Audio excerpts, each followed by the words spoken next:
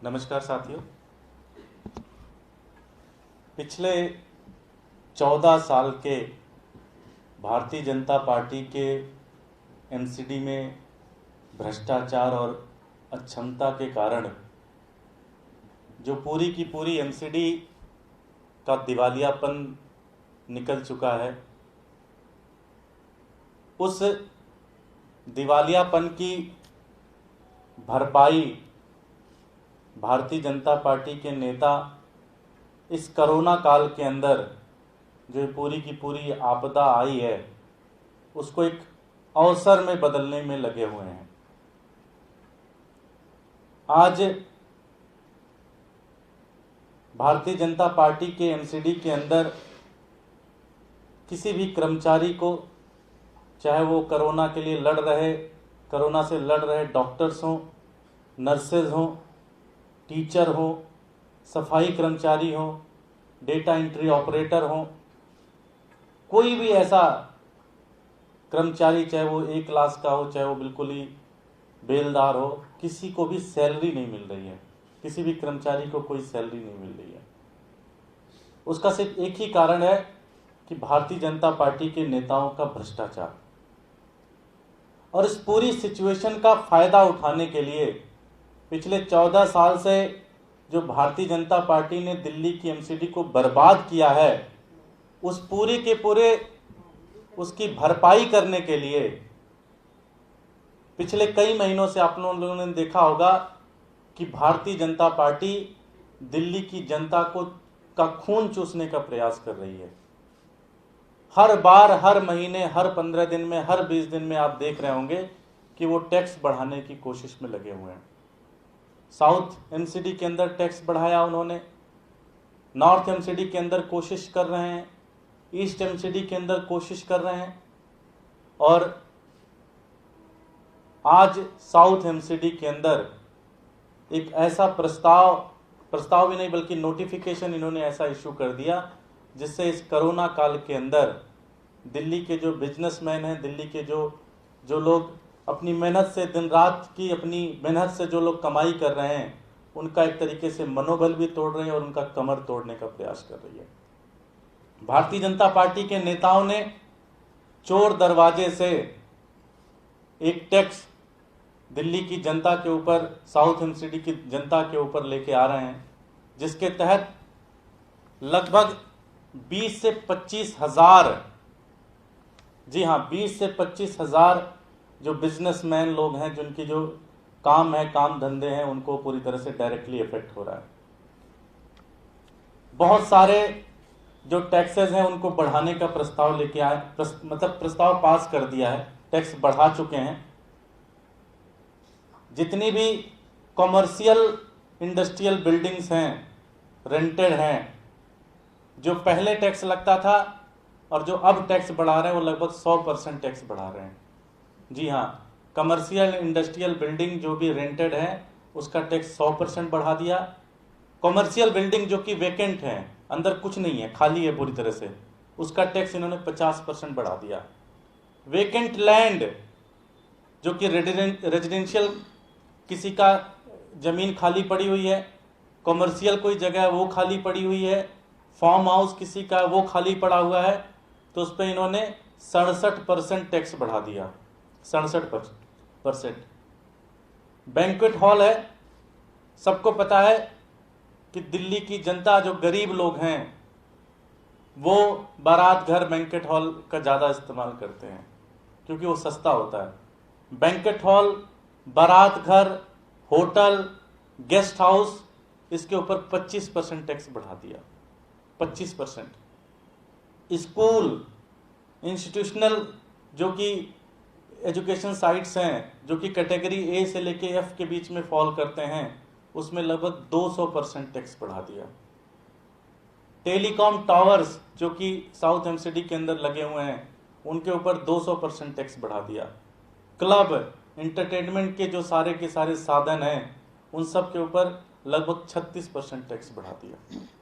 तो आप देख रहे हैं कि दिल्ली साउथ एमसीडी के अंदर आने वाले 20 से 25 हजार जो कि कमर्शियल यूनिट्स हैं, उनके ऊपर इन्होंने मनमाने तरीके से टैक्स बढ़ाया। 100%, 200%, 67%, 50%, 36%।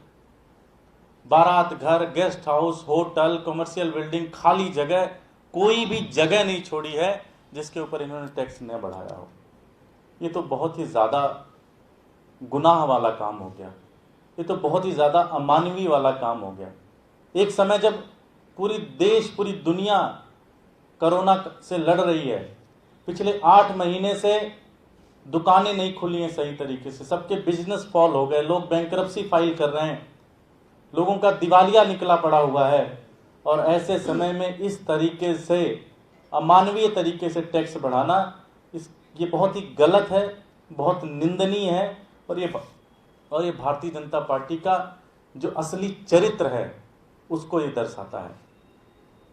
जब भारतीय जनता पार्टी दिल्ली में शासन में आई थी 2017 के एमसीडी चुनाव के अंदर, तब उनके मुखिया उस समय के मनोज तिवारी जी ने कहा था कि वो कोई भी टैक्स नहीं लगाएंगे, कोई भी टैक्स बढ़ाएंगे नहीं।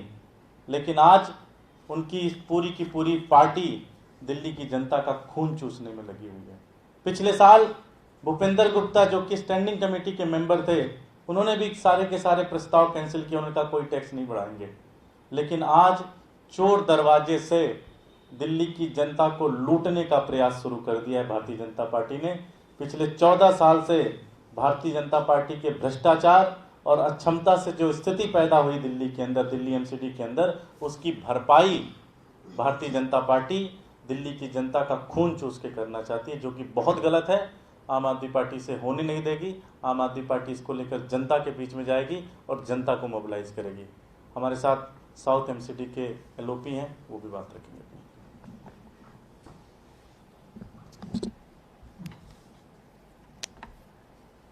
साउथ एमसीडी में मेयर अनामिका जी ने अभी कुछ चंद दिन पहले ही आप सबके माध्यम से एक बात रखी थी कि हम आत्मनिर्भर बनाना चाहते हैं निगम को। तो मैं उनको बताना चाहूँगा कि ये रास्ता नहीं है आत्मनिर्भर बनने का।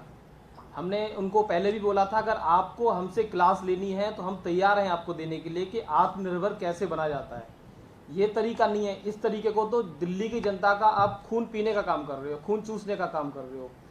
भाजपा के जो नेता वहाँ बैठे हुए हैं, ये किसी भी तरीके से बस एक रास्ता ढूंढते हैं कि दिल्ली की जनता को कैसे तंग किया जाए, कैसे परेशान किया जाए, कैसे इनकी जेब और काटी जाए। तो इस तरीके का जो काम है ये भाजपा करना बंद करे। और लास्ट ईयर जब भूपेंद्र गुप्ता जी स्टैंडिंग चेयरमैन थे तो उन्होंने घोषणा की थी, बजट स्पीच में बाकायदा है, आप सबको प्रोवाइड करा दी जाएगी। उसमें हर जगह उन्होंने कहा है कि हम हर तरह के ये जो टैक्स है, जिस जिस जगह पे उन्होंने टैक्स लगाए वहाँ पर घोषणा की थी कि इस सबको हम निरस्त करते हैं।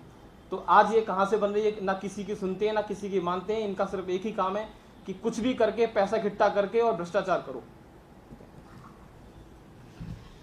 भारतीय जनता पार्टी का जो ये मनमाना और तानाशाही रवैया है, इसको दिल्ली की जनता बिल्कुल बर्दाश्त नहीं करेगी और हम इसका विरोध करते हैं। कोई प्रश्न है तो?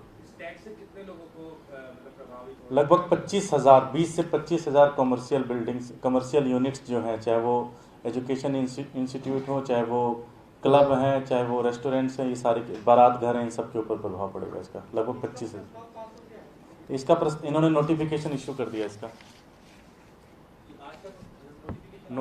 ये 31 तारीख का है।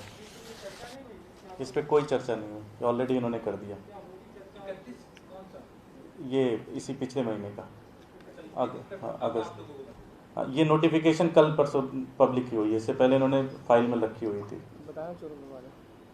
दुर्गेश जी, नर्सिस को सैलरी नहीं मिल रही नॉर्थ एमसीडी में, क्या कहेंगे? क्या दिक्कत आ रही है? 4 महीने से सैलरी नहीं मिल रही है। कस्तूरबा गांधी हॉस्पिटल में प्रोटेस्ट कर रही है जो नर्सिस।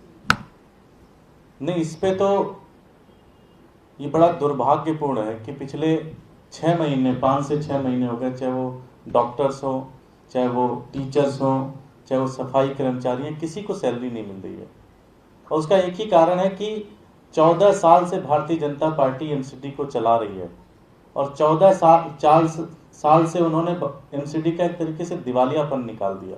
उसका एक ही कारण है, उनका भ्रष्टाचार और उनकी अक्षमता। जब आम आदमी पार्टी दिल्ली के अंदर अपने बजट को बिना कोई टैक्स बढ़ाए 30,000 करोड़ से 60,000 करोड़ कर सकती है, तो एमसीडी का बजट हर साल कम क्यों होता चला जाता है? एमसीडी का हमेशा लॉस में क्यों जा रही है?